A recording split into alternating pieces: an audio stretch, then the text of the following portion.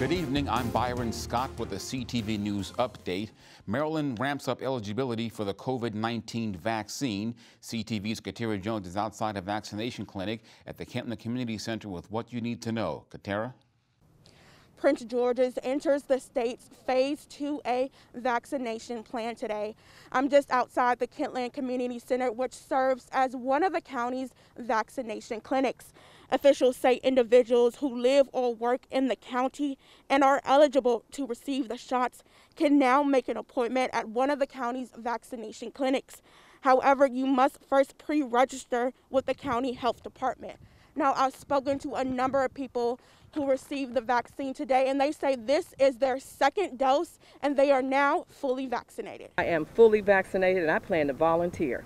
Oh, really? Oh, yeah, I like volunteering, so I plan to find me a place to volunteer. So you felt inspired after all this to volunteer? I am greatly inspired. We're just more comfortable in knowing that we can go out of the house and know that we're vaccinated. Right. Because we have done a really good job of quarantining at home the entire year. It's important to remember that Phase 2A only applies to Marylanders 60 years old and older beginning next Tuesday, March 30th.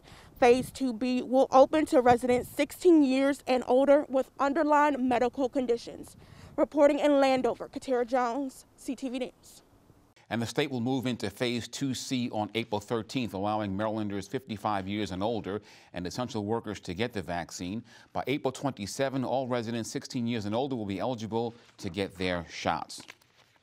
Well, the investigation into that mass shooting in Colorado continues. Here's what we know right now. 10 people, all between the ages of 20 and 65, were gunned down yesterday at the King Soopers grocery store in Boulder. A police officer was among those who were killed. The suspect has been identified as 21-year-old Ahmed Alyssa. He was hospitalized with bullet wounds to the leg, but investigators say he'll be taken to the county jail upon release. He faces 10 counts of first-degree murder. Colorado's governor called the massacre incomprehensible and senseless. And look, this loss is especially painful for the friends and the family members of those left behind. And as governor, I offer my condolences to all those who suffered loss. But this is a loss for all of us, and we mourn those who fell as a state, and we mourn them as a nation. I cannot imagine the pain and agony that their loved ones, their families, are feeling right now. And to them, I want to say this.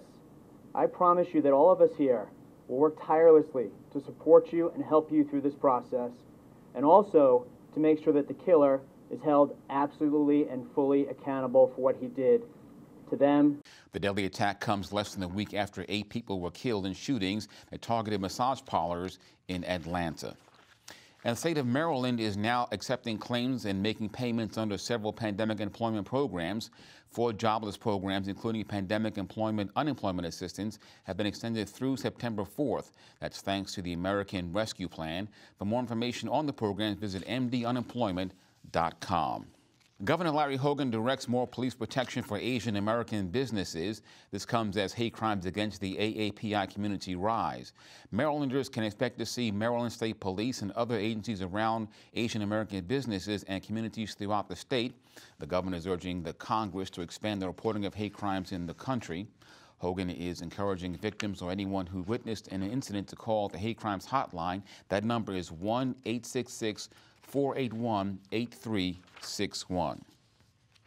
Well, the State Health Department reports 722 new COVID-19 cases in the past 24 hours. The agency also reports that 11 Marylanders have died of the disease. This brings the state's death toll from the virus to a little more than 8,000. Well, the Maryland Senate passes legislation to respond to the current pandemic. The emergency bill is called the COVID-19 Testing, Contract Tracing, and Vaccination Act of 2021. It's a 2-year plan that would require the state health department to submit a plan to vaccinate residents. The measure calls for funding to cover testing for local jurisdictions, assisted living facilities, and universities. It also requires insurance coverage for COVID-19 tests. And you're watching CTV News. I'm Byron Scott. We'll be back in just a bit. You're looking at me in the future. Okay.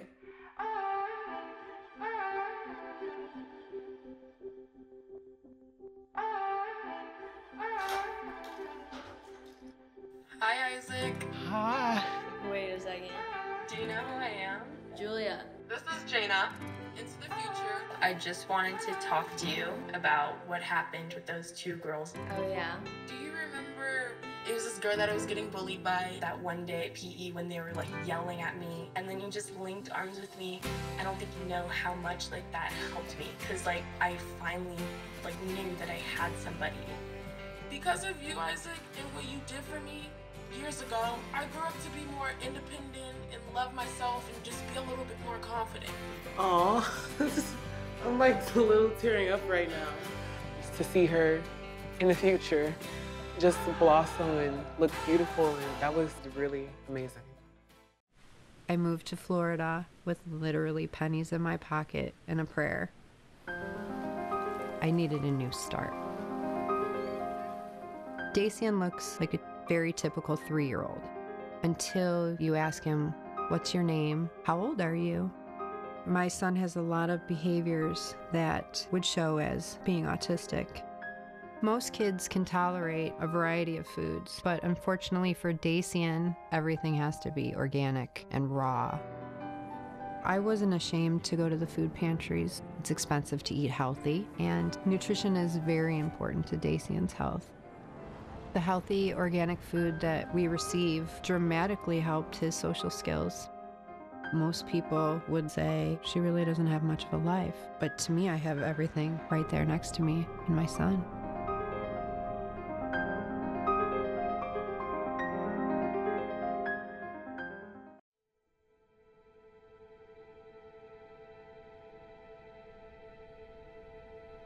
I am what child hunger looks like in America. I am a 9-year-old boy who hopes a friend invites me to a sleepover so I can have dinner. I am a 15-year-old girl who goes for walks during lunch so my friends won't know I don't have anything to eat. I am a 13-year-old boy who gets into fights at school just because I'm hungry. I was created by artificial intelligence from faces of the 1 in 7 American children who struggle with hunger. Kids you pass by every day but never knew they were hungry.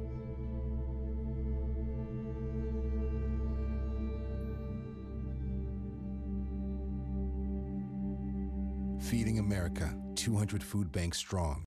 Welcome back. Maryland's Department of Education says public school students have not fared well during the pandemic. According to new data, failure rates doubled and tripled in most of the state's school districts during the second quarter of the school year. In Prince George's, close to 16% of elementary students failed at least one class. That's up from 5%. 9 systems had a failure rate of above 20%. Well, efforts are underway to restore a decades-long fixture in Bladensburg. As you reported last week, the Maryland Park and Planning Commission is asking for donations to conserve the 100-year-old Peace Cross Memorial. It's also asking for people to purchase commemorative bricks. The statue was built in 1919 to honor soldiers who lost their lives during World War I. Now the agency wants to enhance it. We're looking to try to replace it and do something and actually add a sustainability garden. And so that's something that will be an opportunity to do something and enhance it. It's all about relevance. And I think that once we can get it looking good again and we can interpret it and let people know why that's important, we'll have done our jobs. For more information, visit pgparks.com. Well, there is good news and bad news on homelessness in Maryland. A federal study finds that the number of homeless veterans fell by roughly 5%.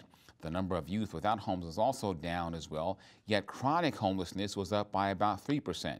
The study was released by the Department of Housing and Urban Development. Well, it took 10 attempts in 4 decades, but it now appears as if Maryland's state song is going the way of some Confederate statues.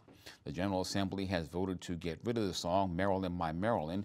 The tune glorifies the Confederacy, calls Abe Lincoln a tyrant, and urges the state to secede from the Northern scum. Many find the song offensive. Governor Hogan is expected to sign that measure. Well, Bowie State University's quiz team advances to the national championship and a chance to win $75,000. The quiz athletes took part in Sweet 16 round of the Honda Campus All-Star Challenge this past weekend. They answered questions about pop culture and science. Now BSU is among among 8 HBCUs competing for that $75,000 grand. Also, I'm excited and I'm proud of the opportunity to show Bowie in a good light and to really bring money back for our school and let people know, yeah, we're a small HBCU, but we're here and we're doing big things. The championship takes place next month. Well, the Lady Terps begin the NCAA tournament with a rout. The Terrapins took on Mount St. Mary's in a first-round contest yesterday afternoon. Ashley Owusu and Diamond Miller led the Terps in scoring with 22 and 19 points respectively. Owusu came down with 8 rebounds. Final score, Terps 98, Mount St. Mary's 45. The Lady Terps take on make that number 7 seed, Alabama, tomorrow afternoon. And speaking of Alabama, their men's team soundly defeated Mark Turgeon and his squad last night. That score, Crimson Tide 96, the Terrapins 77 points. Let's get now a quick look at our weather forecast for the next 3 days. Tonight, cloudy with a chance of light rain and a low around 51. Tomorrow, mostly cloudy with a chance of rain. Daytime temps reach a high of 61 with an evening low around 52. Thursday, partly sunny and seasonably warm with a high near 72 and a low around 61. Friday, partly sunny with a chance of morning showers. Daytime highs near 78 and a low of around 51 degrees. And now for the community calendar. Join the movement and help create change. The local activist organization PG Changemakers invites residents to attend their general body meeting. The discussion will focus on topics such as police reform, housing, education, and more. Tune in tonight at 6:30 on Facebook or by using the link on the screen. For more information, email pgchangemakers@gmail.com. And that's our news for tonight. We'll see you tomorrow night. I'm Byron Scott. Good night.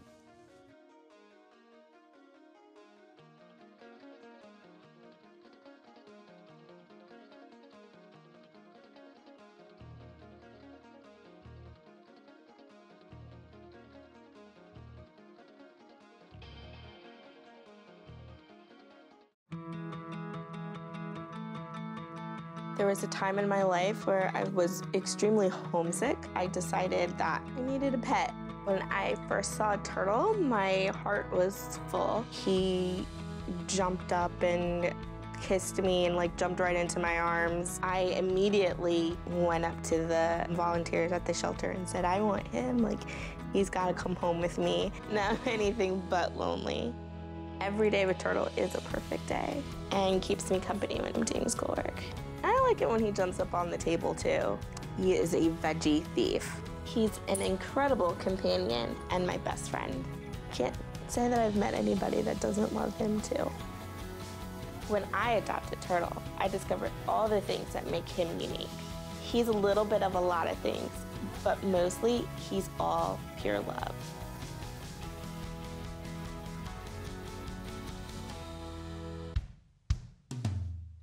Hey world, I have a quick message. It's about safe driving. All right, let's go. Anytime you're driving, have the seatbelt buckled tight. Both hands on the wheel and your phone out of sight. When not in your hand trying to text somebody back. Because if you do, your car might get smacked. The moral of the story, just put your phone down. The people on the road will stay safe and sound. Put your phone down, put your phone down. People on the road will stay safe and sound. Yeah.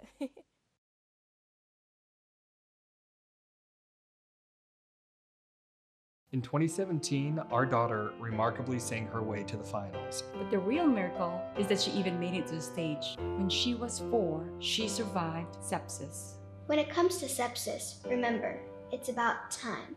Watch for T, temperature that's abnormal. I, signs of an infection. M, mental decline. E, feeling extremely ill. Take the time now to learn more at sepsis.org. The coronavirus has affected the African American community in many ways, including a drastic drop in blood donations. This is the time to take care of one another, and blood transfusions from healthy African American donors can be a life-saving treatment for patients with sickle cell disease or cancer. The American Red Cross adheres to the highest standards of safety and infection control and urges you to come out to donate. Please, make an appointment today at redcrossblood.org.